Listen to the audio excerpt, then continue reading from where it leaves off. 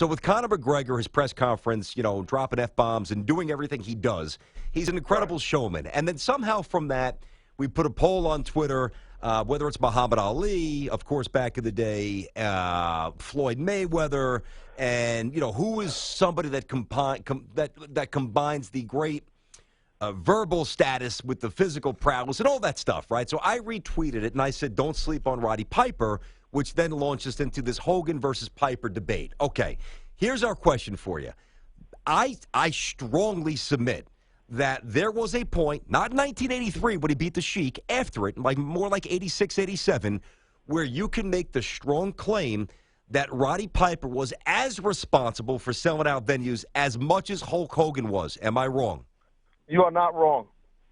Expound. Talk to me, brother. You're not wrong at all. I mean, listen, Roddy Piper has been a household name for ages. Look, we're sitting here on the cusp of 2017, and we're talking about him. You guys are just talking about him.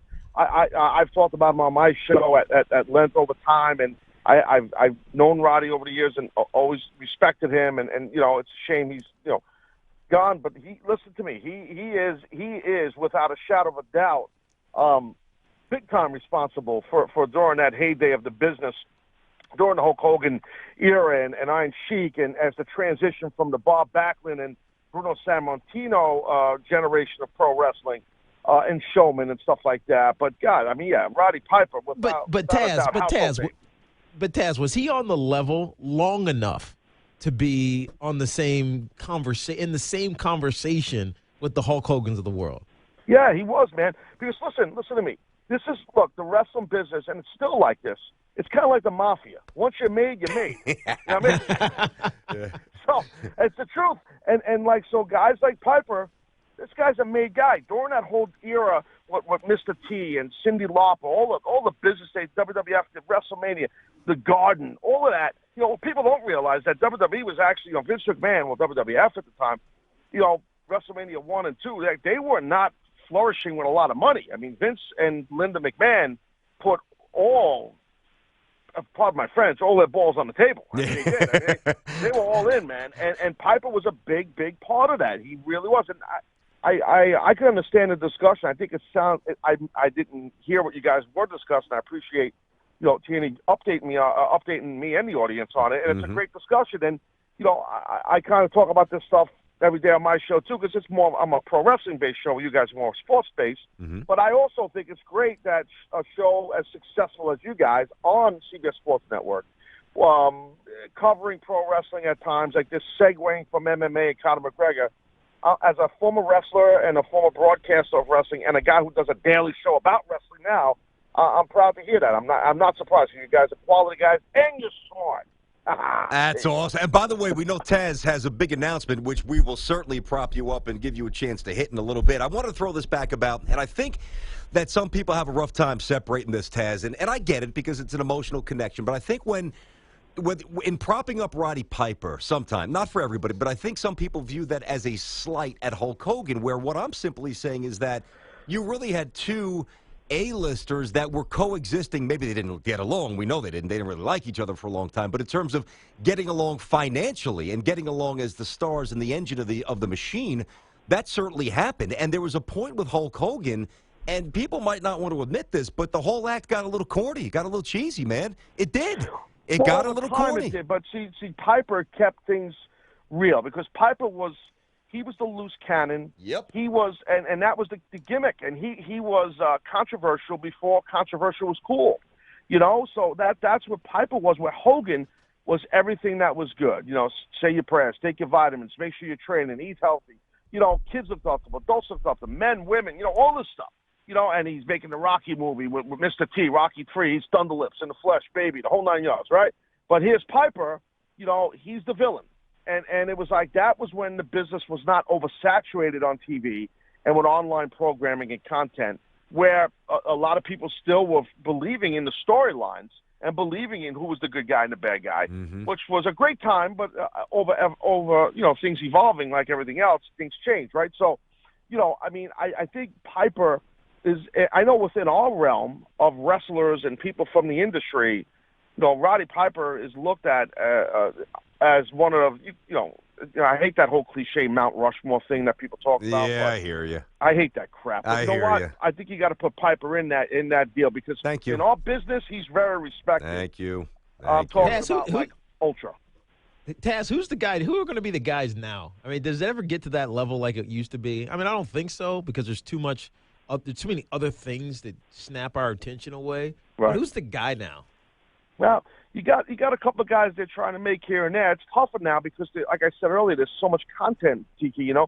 But I would say you got a couple of guys like a Roman Reigns, who the company was really trying to get over as a big good guy, babyface, and it didn't work.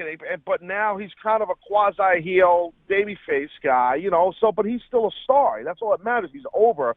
Of course, Seth Rollins is a guy that's a made guy who's a big star.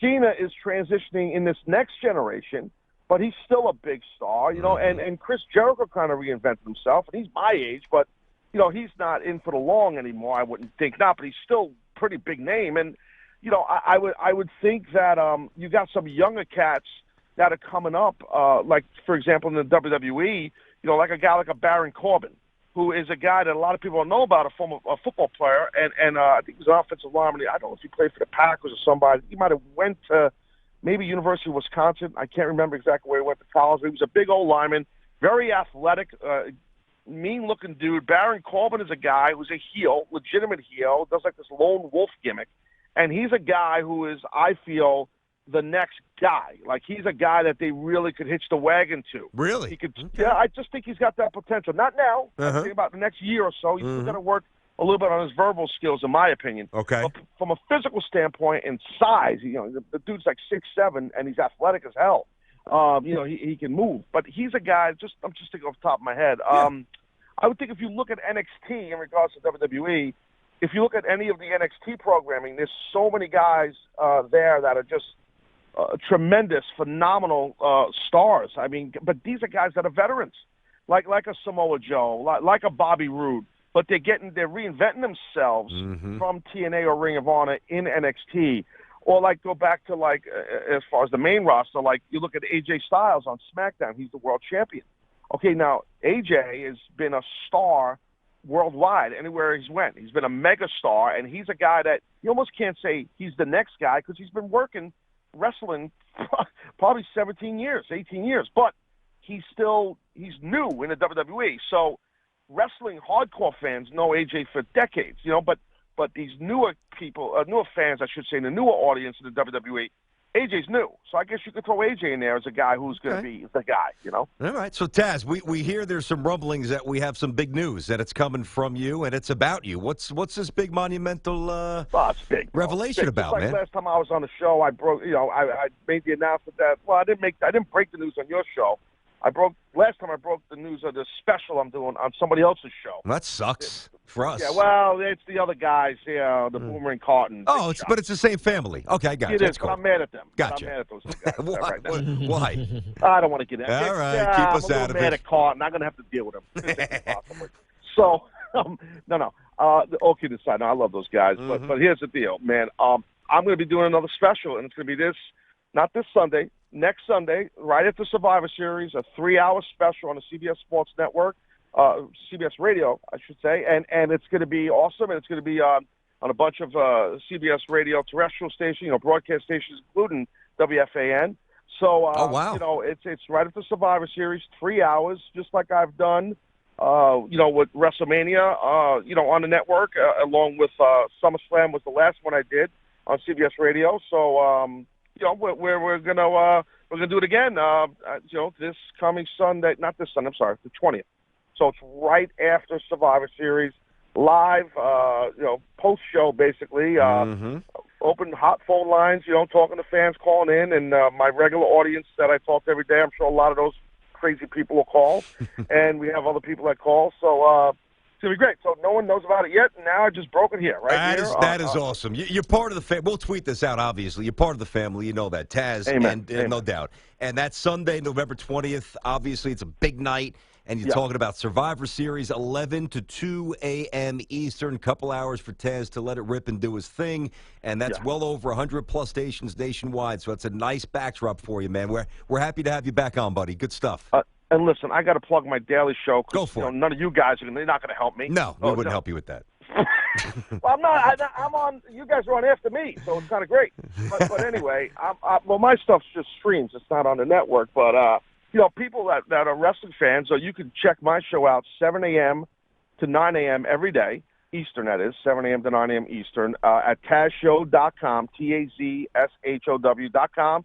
And we have a lot of fun on the show. I'm there every day, Monday through Friday, doing my thing, and I'm done at 9 a.m. So I'm setting the table worldwide for my two guys here, Tiki and Tierney. So you know how I love. Listen, I love it, man.